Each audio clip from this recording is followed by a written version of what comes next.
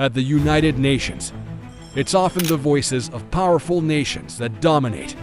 When world leaders like Donald Trump and Emmanuel Macron speak at the United Nations, the world listens. Not only is the UN not solving the problems it should, too often, it's actually creating new problems. But this time, Burkina Faso just turned the UN table upside down with a revolutionary speech that carried the fearless spirit of President Ibrahim Traoré and the Alliance of Sahel States AES.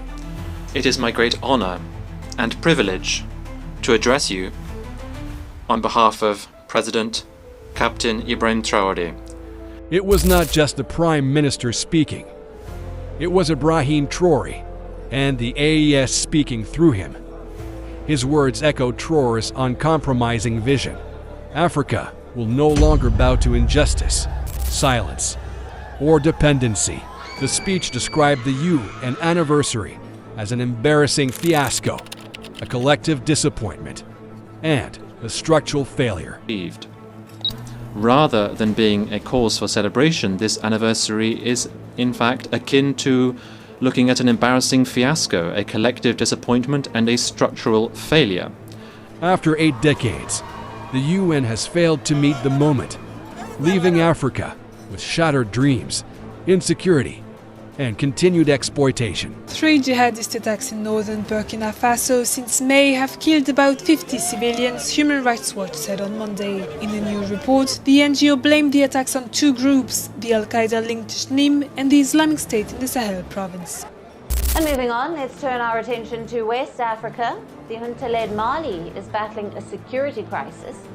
In a time when powerful nations strike against each other and Africa continues to battle insecurity in the Sahel, and when global powers often dictate the fate of smaller nations. Did anybody commit genocide on October 7th?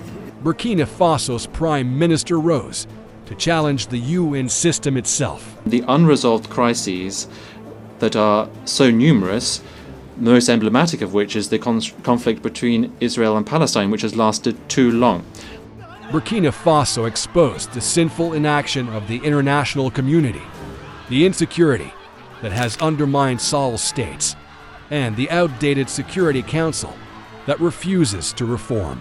Instead, Traoré's vision demands an awakening to break the cycle of dependence on raw materials, to build resilient economies, and to restore Africa's dignity on the global stage. Welcome to Win Africa, where we bring you Africa's boldest voices and shine a spotlight on the speeches and stories the world must hear.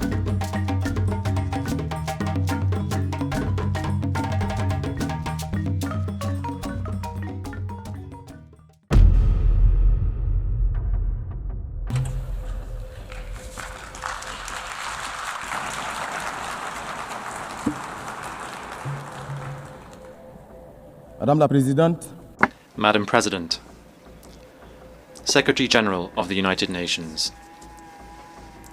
Heads of Delegation, distinguished delegates, ladies and gentlemen, it is my great honor and privilege to address you on behalf of President Captain Ibrahim Traoré, President of Burkina Faso, Head of State, during this session, to convey the voice of the dignified, honest people of Burkina Faso.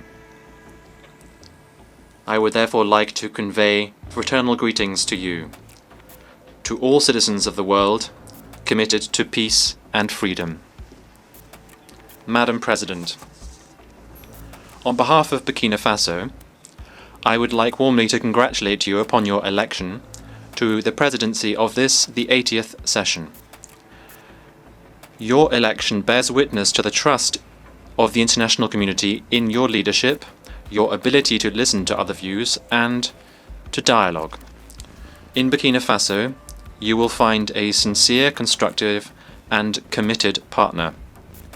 I would also like to express my gratitude to your predecessor, Mr. Philemon Yang. My gratitude for the high quality and rigor of the work he undertook during the previous session. Madam President, distinguished delegates, ladies and gentlemen, Burkina Faso fully aligns itself with the statement delivered on behalf of the Alliance of Sahel States by the Republic of Mali. Together with Niger as well, we belong to a community of aspirations in a forum of renaissance and breaking with the past. Secretary General, Burkina Faso would like to pay tribute to the work of the UN system and its partners in this common quest for stability and prosperity. The present meeting, which is being held 80 years after the adoption of the United Nations Charter, is a suitable opportunity for us to take stock candidly of what our organization has achieved. And that is what the topic for this meeting suggests that we do. Better together, 80 years and more for peace, development, and human rights. This is fully relevant in light of our mutual commitment to bring about a world that is more just and to build more effective multilateralism. It is therefore part of this approach that should guide every nation, every sub-regional, regional, and international group. This is the oak anniversary after 80 years that should really lead for us to carry out an introspective assessment of what we have achieved. Rather than being a cause for celebration, this anniversary is in fact akin to looking at an embarrassing fiasco, a collective disappointment, and a structural failure. Because we have to be honest with ourselves, we should humbly recognize that even though globally there have been some achievements, there is rather a negative backdrop as a result of 8 decades of optimism that have been sorely put to the test, 8 decades of disappointment, 8 decades of shattered dreams, 8 decades of failure to meet the moment, in a nutshell. That is unfortunately the bleak picture of a UN that many of our forefathers from 1945, if they were still alive, would have struggled to accept. It is therefore difficult to celebrate given such a mixed backdrop to this anniversary. How can we understand the fact that Africa, the cradle of humanity, and where there are so many conflicts, and which represents more than 1 billion human beings, remains excluded from the Security Council's decision-making bodies? How can we accept the fact that peacekeeping missions, financed to the tunes of billions of dollars, are leaving our countries in the lurch and are leaving behind frustration and suffering rather than tangible results?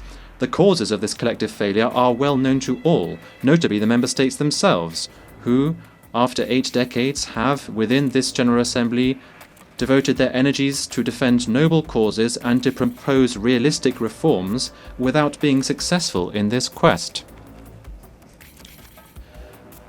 What can we do if the decisions of the General Assembly, which are not binding, are simply making it irredeemably inaudible and ineffective? Could we expect the Security Council to be more successful when it is tarnished by politicization, and when it is powerless as a result of its inconsistencies and ineffective because of its permanent divisions? What is even worse is that this Council, whose role today is misused, the Council is in fact a troublemaker as a result of the tacit, underhand and sometimes active complicity of some of its permanent members, who are themselves major actors and financiers of the crises of our time. That is what the Security Council has become. It has become a pernicious body, which, as a result of the predatory behavior of some of its permanent members, they can decide which country will be on the Council's agenda, in which other country peacekeeping operations can be sent, as if to better legitimize their role. We are therefore powerless in the face of the failure of initiatives which are nevertheless good ideas as a result of the rivalries between states and the unresolved crises that are so numerous, the most emblematic of which is the conflict between Israel and Palestine, which has lasted too long.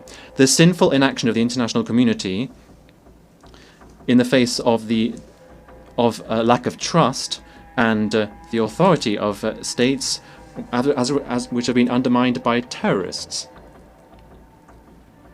It is time for an awakening and for bold reforms, without which the Security Council will remain an anachronistic institution and will not be able to meet the moment. Let's pause for a second. If you've watched this video up to this point, or you're still tuned in, it means you truly care about the message and support Africa's growth. Please take a moment to subscribe and follow our YouTube community. It shows that you appreciate the effort behind this content and want to see more stories that matter. Let's continue. Ladies and gentlemen, in a world that is changing rapidly as a result of rapid digital change and the persistence of geopolitical tensions, it is critical that we reconsider our economic development strategies. International trade can no longer be conceived through rigid schemas and imbalanced models that have been imposed upon us. Rather, it should be focused on strengthening economic autonomy, local use of resources, and promoting genuine social justice. It has been recognized today that lasting prosperity involves proactive industrialization policies, maximizing the value of raw materials and creating decent jobs, notably for young people. That is why we urgently need to break with the cycle of dependence on the export of raw materials. This is a model that increases our vulnerability and is a permanent brake on our emergence. In Burkina Faso, presidential initiatives bear witness to this determination to build a productive, inclusive, and resilient economy which can bring new horizons for our citizens. That is why my country reaffirms its commitment to building a fairer multilateral trade system based on international solidarity and making the most of scientific progress, technological advancement and innovation, which are genuine levers for shared, lasting development. Madam President, like other nations in the Sahel, my country is going through one of the most testing times in its history. For almost a decade now, Burkina Faso has been attacked by terrorists supported by dark forces. These groups are coveting our resources. They are trying to shatter our sovereignty and impose the law of chaos. But rather than resigning ourselves to this fate, we have chosen to stand up with dignity and resistance. Under the leadership of our President, Captain Ibrahim Traoré, we decided to take our destiny in our own hands by mobilizing our defense and security forces, supported by volunteers for defending the fatherland, who are genuine heroes, by building up the Patriotic Support Fund, which is fueled by our citizens' voluntary contributions and contributions from our diaspora and friends of our country throughout the world. Since 2023, this fund has collected more than 413 billion CFA francs, which is startling proof of the patriotic spirit and unity of our people. By carrying out historic reforms to achieve food sovereignty, to restore our lands, and to relaunch our agricultural production, and to reduce our dependence on imports. These efforts that our determined people have undertaken are now bearing fruit. More than 72% of our territory has been recovered. Thousands of internally displaced people are going back home, schools are reopening, and social services are now resuming. Burkina Faso is thus showing that a united people can overcome even the toughest challenges. Burkina Faso hereby wishes to reaffirm, fully responsibly, that its priorities are non-negotiable and that its choices must be respected more than ever before. Mesdames et messieurs, Ladies and gentlemen, our activities are aligned with the virtues of solidarity and unity. We are deeply convinced that a people brought together around a common ideal can achieve great things. The efforts undertaken by our fellow citizens within the country and in the diaspora, as well as their enthusiastic commitment to the momentum we've created, reaffirm that we've made the right choice, and this under the leadership of Comrade President of Burkina Faso, Ibrahim Traoré. The enthusiasm carried by the Patriotic Support Fund and the presidential initiative Faso Mebo is an excellent illustration of this. Established in 2023 in support of the Action Plan for Stabilization and Development, the Patriotic Support Fund aims to mobilize additional national resources, endogenous resources, so as to build our defense and strategic investment capacity. This fund has secured large-scale backing both within the country and in the diaspora. Madam President, the methodical pursuit of our reforms has meant that today we've made significant headway on economic governance. We have better control over public spending, we've optimized management of the state's human resources, we've streamlined institutional spending, and our debt levels are viable. These efforts can also be seen in a more equitable distribution of our national wealth, ensuring that the vast resources we have in Burkina Faso fully benefit our citizens, benefit our prosperity, instead of flowing to external interests or the representatives thereon within the country. Despite the difficulties inherent in the security and humanitarian crisis, the government has taken action across all sectors of socio-economic development, and this has brought noteworthy successes. Ladies and gentlemen, this is why we are astonished by the condescending stance of certain UN agencies who feel it within their rights to meddle in our national debate using biased narratives which are divorced from the reality on the ground. We unequivocally reject the report entitled Children and Armed Conflict in Burkina Faso, which is peppered with counter-truths and the very title of which demonstrates semantic manipulation. I would like to use this opportunity to commend the courage of our combatants and to pay tribute to military and civilian martyrs who honorably gave their lives in defense of our sovereignty. Madam President, we've always stated that terrorism is being used as a pretext, a convenient pretext, for certain states to pillage African resources. Thus, our countries are being confronted with terrorism. These terrorists being the troops of predatory foreign armies. Some states are no longer hiding this fact. They are publicly proclaiming their support provided to these criminals. A case in point is France. The Macron regime's public media, in addition to the daily disinformation it offers, has become a mouthpiece for the communication of these criminals, perpetrators of cowardly, barbaric attacks committed against our peaceable citizens. On this note, we'd like to reiterate our call for a response to be given to the request submitted on the 20th of August 2024 by the member states of the Confederation of Sahel States. This was addressed to the Security Council. To this day, this request has gone unanswered. This ongoing silence further discredits this institution, leaving doubts about its implicit connivance.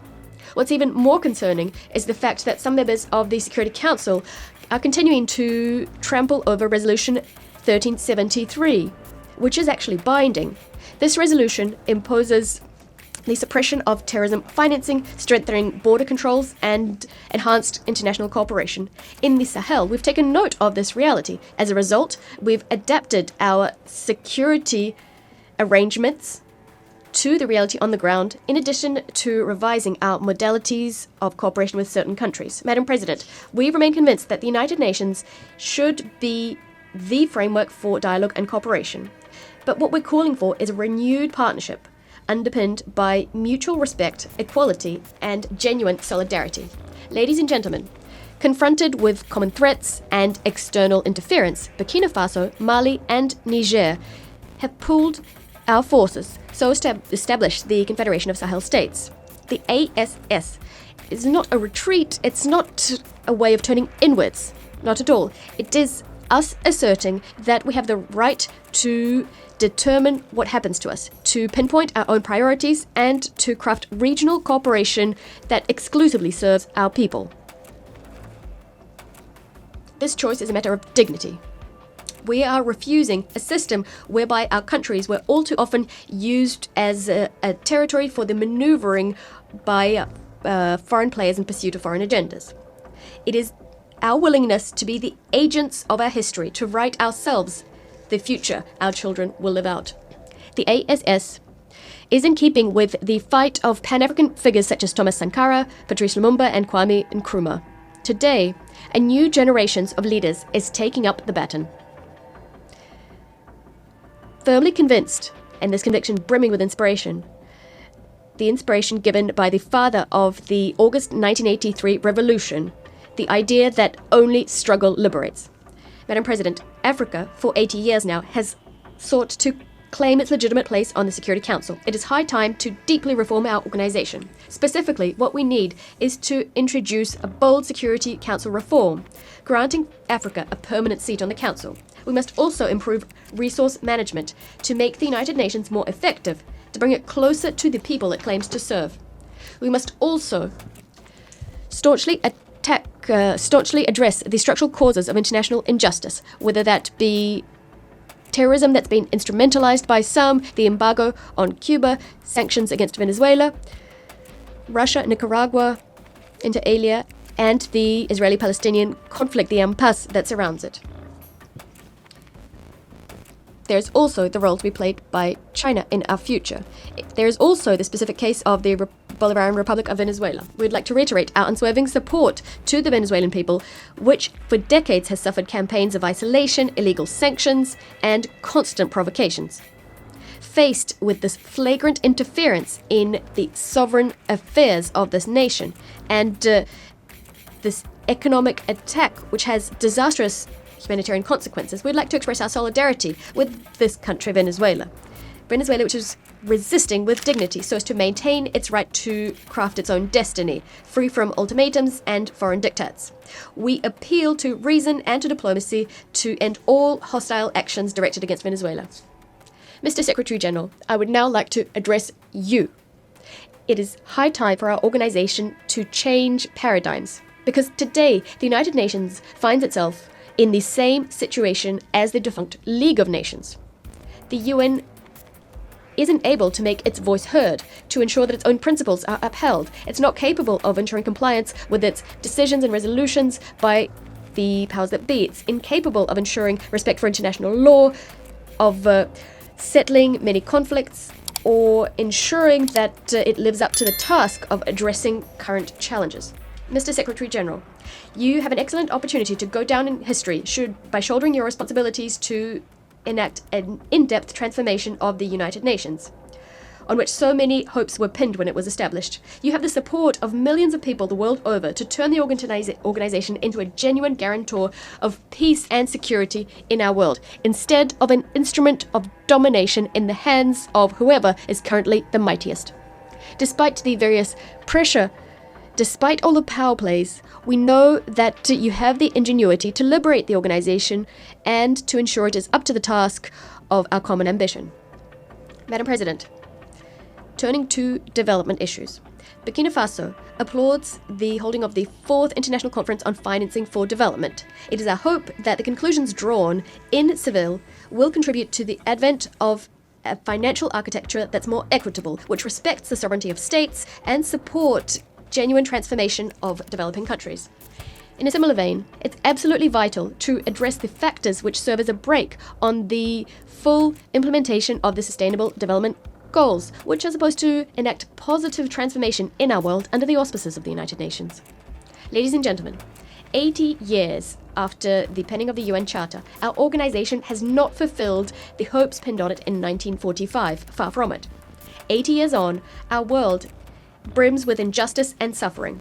There are risks of yet another large-scale conflict. They are becoming increasingly palpable. This is a source of concern for the future. But it is not too late to give new impetus to our common home, the impetus it currently lacks. Burkina Faso, true to its Pan-Africanist heritage, would like to reiterate its faith in renewed, fair and equitable multilateralism. We will resolutely defend our sovereignty and our dignity. However, we will also stretch out our hands to all nations enamored of justice, freedom, and solidarity. Long live the United Nations organization, a reformed organization, a credible organization. Long live the Confederation of Sahel States. Long live Burkina Faso, a dignified, sovereign country standing firmly on our own 2 feet. Motherland or death, we shall prevail. I thank you. This was more than a speech. It was a warning, a wake-up call, and a demand for justice.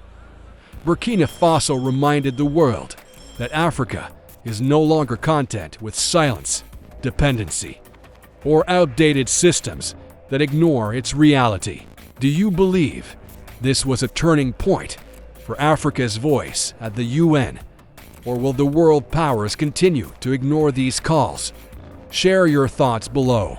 Subscribe to Win Africa for more fearless voices, revolutionary speeches, and untold African stories.